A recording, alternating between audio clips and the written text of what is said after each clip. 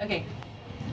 Hi, I'm Faye Abear, and here with me today is Coach Terry Martin, the head football coach of Brobridge High School and the Brobridge High School athletic director. Hi, Coach Terry. How you doing? Good. All right, so today I'm going to ask you a few questions about budget and finances regarding athletic director and football coach. So, first off, who's responsible for the budgeting process?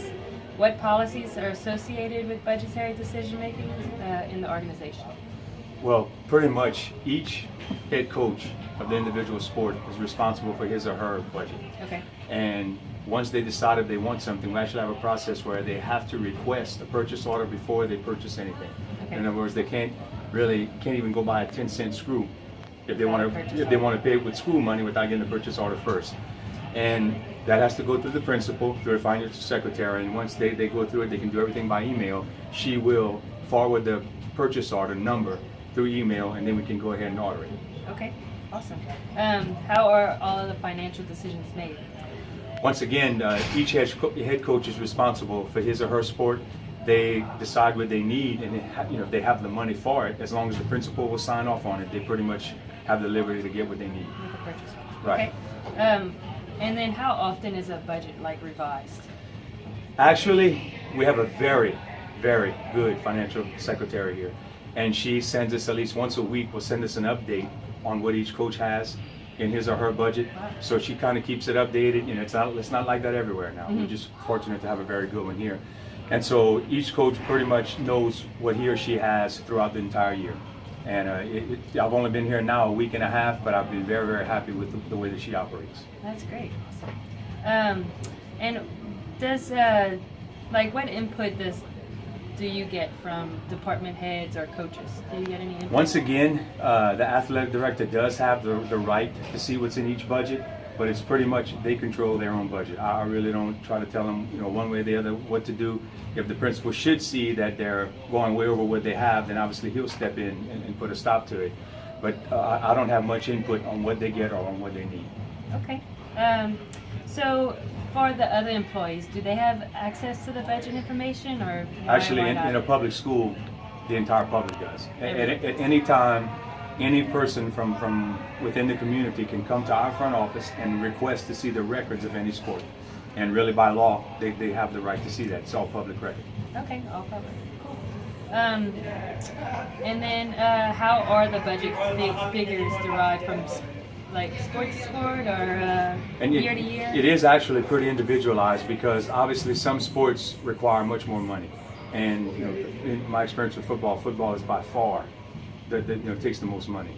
Sure. So each sport, besides the revenue that they get from gate receipts, whether they sell concessions, some of them, actually football, we don't always really control the concessions, we give it to other sports. And some football coaches just rather not mess with that, if you don't know the truth, or rather let somebody else handle it. But each sport does have individual fundraisers. I mean, it's kind of a necessary evil. And so one of the other questions you asked earlier about as far as the athletic director having control over certain things, that's one thing that if ever we see that two sports are trying to have the same type of fundraiser, or maybe one sport tries to have a fundraiser, an additional one, during the sports season of another sport, we normally try to put a stop to that, or at least we try to okay it with that sport first. We try to keep everything pretty specific as far as you want to say Brobridge basketball. It should say girls basketball, boys basketball. So, because sometimes you can get some people confusing the two, or I want to donate to the girls, but I didn't know, and so the boys end up getting it. Okay. So that's one area where maybe an athletic director does have a say-so in that. Okay. So yeah, you kind of talked a little bit about revenue with the concessions and stuff like that. Where Right. else do y'all get revenue? Pretty much just gate money. Whenever we have home contests and individual fundraisers, that's pretty much it. Some of us actually have booster clubs that are actually, some of us are very fortunate to have really good booster clubs that do contribute to that sport also. So I forgot to mention that. There are, I don't want to say every sport has one, but several sports at our school have booster clubs that are specific just to that sport and do whatever they can to help that sport. And the function. expenses for, let's say, just football, Right. shoulder pads, Oh my uniforms, God. all that. Unbelievable. How? And it's only getting worse and worse because we're now living pretty much in a liability conscious society. where any little thing that goes wrong, you have to always kind of be on the lookout for some potential lawsuit. Because of that, equipment now, at least at the high school level, not at the lower levels, has to constantly be monitored. Every year we have to turn in our helmets, they have to be checked, they have to be reconditioned, and they have to be okay to be used again. Now there's a law that every 2 years a helmet has to be recertified again. At a 10-year period, that helmet has to be thrown away regardless of the condition, just because it's the seriousness of concussions and how just the public is so much more aware of it now. Because of that, the cost of helmets and shoulder pads has gone through the roof. A lot of football programs can expect on a yearly basis to spend anywhere from $35,000 to $40,000, in some cases $50,000, $55,000. Wow. Expenses. Just expensive. Expenses. That's football. Okay. Obviously others may not be that much, but it can really get out of hand. So does the revenue exceed the expenses, or? Thank God again for booster clubs, because if not, it probably would. Okay. It probably would.